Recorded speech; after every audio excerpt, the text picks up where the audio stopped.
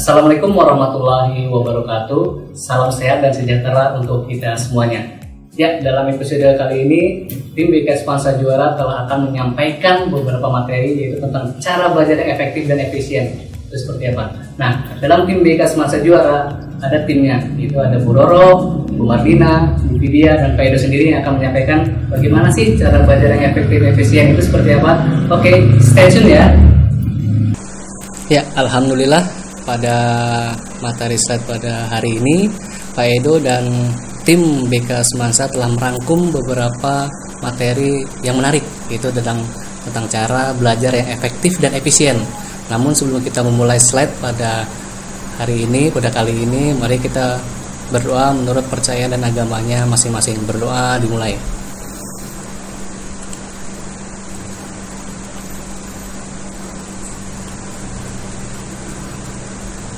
Ya, berdoa selesai. Nah, di sini Pak Edo akan menjelaskan cara belajar yang efektif dan efisien itu seperti apa sih? Gitu. Jadi kalian walaupun sekarang sedang masa pandemi, sedang masa COVID-19, kalian masih bisa tahu bagaimana cara belajar yang efektif dan efisien itu seperti apa. Lalu gaya belajar yang cocok seperti saya itu seperti apa? Kita lihat ya. Oke, cara belajar efektif dan efisien. Tujuannya apa sih kalian untuk mempelajari cara belajar efektif dan efisien itu seperti apa? Pertama, tujuannya adalah dapat memahami hakikat belajar, yaitu memahami faktor-faktor yang mempengaruhi hasil belajar serta cara belajar secara efektif dan efisien. Tentunya efektif dan efisien ini seperti saling berhubungan satu sama lain. Kalau tidak efektif atau tidak efisien itu kurang memadai lah, gitu ya. Oke, lanjut. Pengertiannya, belajar adalah suatu aktivitas yang dilakukan secara sadar untuk mendapatkan sejumlah kesan dari bahan yang telah dipelajari dari Bari Jamarah. Nah, untuk belajar itu tentunya kita harus punya kesadaran ya. Jangan sampai kita tertidur dalam belajar segala macam, jangan sampai kita malas-malasan segala macam. Nah, belajar adalah proses untuk mencapai berbagai kemampuan, keterampilan serta sikap, mulai dari bayi hingga remaja. Nah, seseorang akan terus belajar semasa dia hidup, yaitu ketika dewasa diharapkan individu akan mahir dengan tugas-tugas kerja tertentu serta keterampilan fungsional yang lain. Dalam belajar, terkadang ada beberapa orang yang mengalami kesulitan dalam usaha memahami suatu atau ia merasa kesulitan dalam pelajarannya. Faktor yang mempengaruhi hasil belajar ada dua hal, faktor internal dan kondisi eksternal. Faktor internal diantaranya ada fisik, psikis, adanya kemauan atau niat, kecerdasan atau IQ, minat, dan motivasi. Kondisi eksternalnya ada sarana dan prasarana, lalu ada lingkungan sekitar. Baik, Pak Edo jelaskan secara fisik. Dalam faktor psikologis, secara umum kondisi fisiologis seperti kesehatan yang prima, tidak dalam keadaan lelah dan capek, hal tersebut dapat mempengaruhi peserta didik dalam menerima materi pelajaran. Yang kedua, faktor psikis atau kejiwaan. Nah, setiap individu, dalam hal ini siswa-siswi, pada dasarnya memiliki kondisi psikologis yang berbeda-beda. Tentunya hal ini turut mempengaruhi hasil belajarnya. Selanjutnya itu adalah niat. Niat juga biasanya berpengaruh pada stabilitas belajar. Orang yang niat belajarnya tulus akan lebih bisa bertahan melaksanakan setiap prosesnya dengan baik. Berbeda dengan orang yang salah niat, dia cenderung lebih mudah goyah dan menyerah terutama ketika menjumpai sekian banyak masalah. Selanjutnya, minat dan motivasi.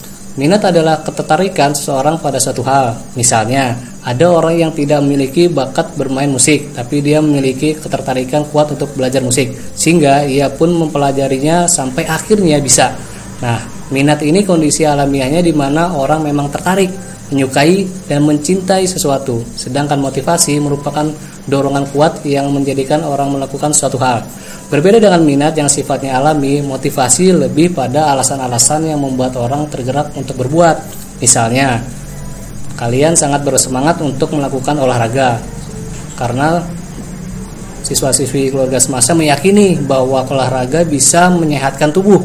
Nah, ini merupakan motivasi yang bersumber dari pengetahuan dan keyakinan kalian semua. Tanpa pengetahuan mungkin motivasi tapi tidak akan muncul. Sedangkan minat itu ketertarikan yang bisa bersumber dari motivasi atau bahkan tidak memiliki alasan sama sekali. Lalu kondisi eksternal, ada sarana dan prasarana. Nah, kelengkapan fasilitas belajar, gedung yang nyaman, dan suasana yang menenteramkan sangat menunjang efektivitas kegiatan belajar. Terutama dalam masa pandemi sekarang itu adalah jaringan internet, segala macam hal tentang kelengkapan lainnya itu sangat berpengaruh terhadap hasil belajar. Jadi disiapkan semuanya ya. Lalu yang terakhir ada yang kedua, lingkungan sekitar. Nah, lingkungan sekitar tentunya adalah keluarga. Nah, keluarga merupakan faktor eksternal yang turut memberikan sumbangsi terhadap kesuksesan belajar, terutama doa kedua orang tua. Bila kita sudah berikhtiar untuk belajar, minta doa orang tua semoga apa yang diberikan ilmu yang bermanfaat oleh Bapak Ibu guru di sekolah walaupun secara daring bisa sampai masuk ke dalam diri kita sehingga dapat diimplementasikan dalam kehidupan sehari-hari dalam proses belajar mengajar. Ada 3 hal yang mendukung terhadap cara belajar efektif. Di antaranya yang pertama belajar mandiri, yang kedua media belajar, yang ketiga strategi atau cara belajar. Belajar yang mandiri ini seperti contohnya kita membuat suasana belajar yang nyaman. Nah, yang perlu siswa-siswi keluarga semasa lakukan adalah bagaimana sih cara membangun suasana belajar yang nyaman gitu. Ada banyak cara, yaitu untuk membuat mood belajar itu muncul. Di antaranya kalian bisa belajar sambil mendengar musik, belajar di tempat-tempat yang nyaman, misalnya di taman atau di pinggir danau atau di ruangan ber-AC yang tentunya bisa membuat kalian nyaman lah. Gitu. Apalagi sekarang sedang masa pandemi, kalian bisa memilih tempat yang sesuai dengan membuat mood kalian itu nyaman. Nah, yang kedua, media belajar. Nah, media belajar ini seperti contohnya merangkum pokok-pokok pembelajaran. Ya, seperti mencatat pokok-pokok pembelajaran. Nah, kan ini penting. Kenapa? Karena jika kalian membaca satu buku, maka akan butuh waktu yang sangat lama untuk menyelesaikannya. Nah, ambillah intisari dari pelajaran tersebut. Nah, hal ini akan membuat kemudahan mengingat dan juga mudah untuk memahami inti dari pembelajaran tersebut. Ya, yang ketiga itu strategi atau cara belajar. Nah, setiap siswa-siswi pastinya mempelajari strategi atau cara belajar yang menarik untuk diri pribadi mereka masing-masing. Nah, salah satunya contohnya itu adalah belajar bersama.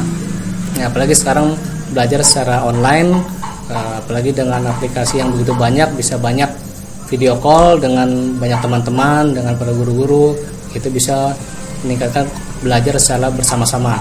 Ya, metode ini seringkali dikatakan metode yang paling efektif belajar bersama ini karena dalam suasana belajar berkelompok yang cukup santai, otak akan menjadi lebih rileks menerima pelajaran atau materi yang akan diserap. Nah, selain itu, hal-hal yang belum diketahui akan lebih mudah diselesaikan dengan bekerja sama.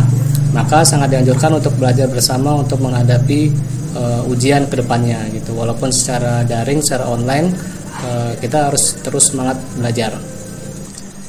Ya, slide selanjutnya cara belajar efektif dan efisien. Ada beberapa hal yang ingin Pak Edo sampaikan. Yang pertama, contohnya yaitu siapkan buku-buku materi pelajaran yang akan dipelajari dan kumpulkan dengan rapi di atas meja belajar. Jadi sesaat sebelum pembelajaran secara online, secara daring, kalian semua siswa-siswi keluarga semasa sudah menyiapkan buku-buku atau materi pelajaran yang sudah diberitahukan sebelumnya oleh Bapak Ibu guru supaya kalian bisa menangkap materi yang akan disampaikan oleh Bapak Ibu guru. Seperti itu. Yang kedua, mulailah pelajari buku paket atau buku catatan untuk jam pertama dan seterusnya. Nah, sekarang kan pembelajaran secara daring, mungkin nanti Bapak Ibu guru akan memberikan sebuah format soft copy sebelum media pembelajaran dimulai. Jadi lebih bisa kalian bisa melihat buku paket secara soft copy-nya, jadi bisa direview segala macam halnya seperti itu. Yang ketiga, jangan terlalu lama membaca buku pelajaran, upayakan sekitar 15-20 menit lah. Bukan apa-apa supaya kalian matanya itu tidak mudah lelah ya. Itu juga kalian harus memperhatikan kondisi tubuh. Jadi jangan terlalu dipaksakan untuk belajar gitu, tapi harus ada waktu-waktunya, gitu, ada istirahatnya.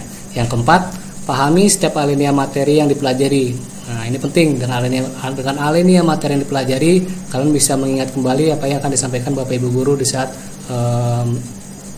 kelas online. Itu. Yang kelima, catat hal-hal yang penting dalam buku. Jika belum dimengerti, maka tanyakan pada guru atau teman yang mengerti. Nah, ini penting ya. Jadi buku catatan kecil kalian juga harus punya. Hal-hal yang penting yang kalian lupa, jadi kalian bisa mereview kembali. Yang keenam, untuk pelajaran non eksak atau yang tidak menggunakan rumus-rumus seperti IPS gitu, cobalah sambil berbicara sendiri layaknya seorang guru ketika berdiri di depan kelas. Nah, sekarang kan sedang masa pandemi, tentunya kalian bisa di depan cermin di rumah. Nah, kalian bisa mempraktekkan materi-materi yang tadi baru dijelaskan oleh Bapak Ibu guru. Nah, ini dapat menguji berapa persen kalian menguasai materi yang baru dipelajari. Selanjutnya, yang ketujuh, untuk pelajaran eksak menggunakan rumus-rumus, misalkan IPA nih seperti matematik, fisika, kimia. Nah, upayakan untuk kalian untuk tulis rumus-rumus tersebut pada suatu kertas atau satu folio, karton dan sebagainya yang kalian nyaman lah, yang kalian punya di rumah gitu. Lalu ditempelkan tuh, digantungkan pada tempat-tempat belajar di kamar. Nah, agar sering terlihat sehingga mudah untuk mengingatnya. Jadi di saat kalian lupa, di saat diberikan pembelajaran oleh Bapak Ibu guru, nah itu kalian tinggal mengambil aja. Oh, ini rumusnya, ini materinya segala macam. Itu kan lebih mudah untuk kalian belajar secara online. Yang kedelapan, kerjakan latihan-latihan soal sebanyak-banyaknya dan catat temuan-temuan soal yang belum dimengerti untuk ditanyakan kepada teman atau guru yang mengerti. Nah, latihan soal sangat penting ya, supaya kalian bisa melatih seberapa besar kemampuan kalian dalam menyerap ilmu yang disampaikan oleh Bapak Ibu guru.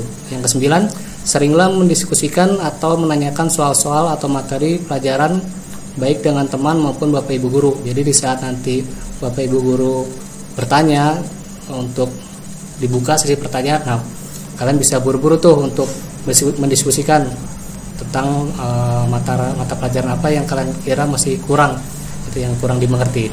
Yang 10, upayakan kelompok belajar kecil yang solid. Nah, jadi kalau misalkan sudah ada belajar online, jadi kalian buat grup sendiri hingga grup-grup kelas gitu, sehingga jikalau nanti ada materi yang kurang atau materi yang ketertinggalan, kalian bisa menanyakan di grup kelas seperti itu. Ya, slide selanjutnya Pak Edo akan menjelaskan tentang tipe-tipe gaya belajar. Tentunya siswa-siswi semansa semuanya memiliki tipe gaya belajar yang berbeda, tentunya ada. Nah, di sini Pak Edo akan menjelaskan tentang tipe gaya belajar. Ada tipe gaya belajar visual, tipe gaya belajar auditori, dan tipe gaya belajar kinestetik. Yang pertama, Pak Edo akan menjelaskan tentang tipe gaya belajar visual. Tipe gaya belajar yang lebih banyak menggunakan indera penglihatan, tentunya indera mata sebagai alat untuk menyerap informasi, yaitu belajar dengan cara melihat. Nah, orang-orang visual banyak mengikuti ilustrasi atau membaca instruksi sendiri. Nah, ciri-cirinya tipe visual ini seperti apa, Pedo? Yang pertama, ia mengingat apa yang dilihat daripada yang didengar, tentunya. Nah, tidak pandai memilih kata-kata dalam bicara. Nah, tidak terganggu dengan keributan. Tipe gaya belajar visual ini sulit mengingat instruksi atau perintah dalam bahasa lisan.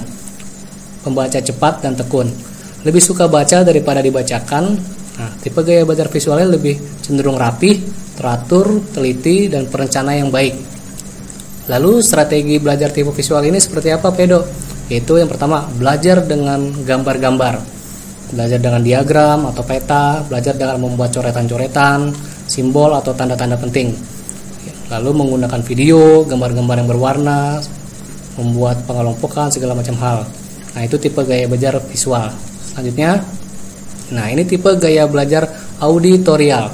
Tipe belajar yang banyak menggunakan telinga sebagai alat untuk menyerap informasi yang masuk. Belajar dengan cara mendengar. Ya. Orang-orang auditorial lebih senang informasi itu dia dengarkan daripada orang lain. Nah, bagaimana Pedo strategi belajar tipe auditorial ini? Yang pertama, ciri-ciri orang auditorial: suka bicara kepada diri sendiri waktu belajar. Nah, mudah terganggu oleh keributan waktu belajar, mempunyai kesulitan menulis yang banyak tetapi hebat dalam bercerita. Nah, ini tipe-tipe ciri orang auditorial. Dapat mengingat dengan baik apa yang dipelajari dari diskusi daripada yang dilihat. Suka menjelaskan dengan panjang lebar. Ini tipe gaya belajar auditorial. Lalu strategi belajar tipe auditori seperti apa, Pedo? Yang pertama, membaca dengan suara atau bercerita, menulis ulang yang dipelajari atau diringkaskan, diskusi, berdebat, wawancara, interview. Nah, ini tipe gaya belajar auditori. Lalu mendengarkan melalui kaset, seminar, dan segala macam. Ini tipe gaya belajar auditori. Selanjutnya, Edo akan jelaskan tentang yang terakhir, tipe gaya belajar kinestetik, yaitu tipe belajar yang lebih menekankan praktik langsung atas apa yang sedang dipelajari. Nah, orang-orang kinestetik lebih senang kalau dibiarkan mengerjakan sendiri atau praktik langsung. Nah, strategi belajar tipe kinestetik seperti apa, Pedo? Nih, ciri-cirinya orang kinestetik bicara dengan pelan, banyak bergerak. Tentunya kan kinestetik bergerak, sulit duduk diam waktu belajar dalam jangka waktu lama. Nah, menghafal dengan berjalan bolak-balik, misalnya kalau menghafal ya suka bolak-balik segala macam. Nah, ketika bicara banyak menggunakan isyarat tubuh, menggunakan jari sebagai penunjuk ketika sedang membaca. Nah, strateginya gimana Pedo supaya belajar tipe kinestetik ini baiklah? Yaitu melakukan sebuah praktek, mengamati demo atau contoh konkretnya, drama, permainan, aktivitas lapangan, menggunakan model atau Lego, alat praktek, kerajinan tangan, puzzle, menggunakan gerak dalam belajar.